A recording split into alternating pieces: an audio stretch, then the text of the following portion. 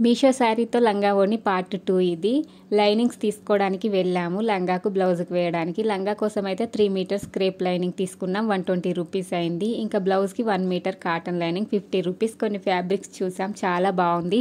శారీకి lace attach చేసిన తర్వాతనైతే చాలా మంచి లుక్ వచ్చింది. గోల్డ్ కలర్ లేస్ వేసాం కదా, మంచి గ్రాండ్ లుక్ అయితే అనిపిస్తుంది. నెక్స్ట్ ప్లీట్స్ పెట్టుకోవాలి. ఇంకా ప్లీట్స్ అయితే మనం ఎంత నీట్గా పెట్టుకుంటే లంగాకు అంత మంచి లుక్ వస్తుంది. ఫినిషింగ్ అనేది నీట్గా ఉంటే డ్రెస్ కూడా చాలా నీట్గా కనబడుతుంది. నేనైతే లంగాకు ప్లీట్స్ పెట్టేస్తున్నా. ఇంకా దీంట్లో పింక్ కలర్ బ్లౌజ్ వస్తే నేను అది యూజ్ చేయకుండా శారీలో నుండే 1 మీటర్ బ్లౌజ్కి అయితే తీసి లంగా కుడితే 4 మీటర్స్ మీద కొంచెం ఎక్కువ అయితే వచ్చింది. ఐరన్ చేస్తున్నా, ఎందుకంటే పింక్ కంటే శారీలో అయితే బాగుంటుంది అనిపించింది లంగా ఓని కాబట్టి. ఇంకా నేనైతే ఈ కుట్టు విప్పేస్తా, అది మంచిగా సెట్ కావడానికని అలా వేసా. లైనింగ్ కూడా అటాచ్ చేసా. ఇంకా వేస్ట్ బెల్ట్ పెట్టాలి.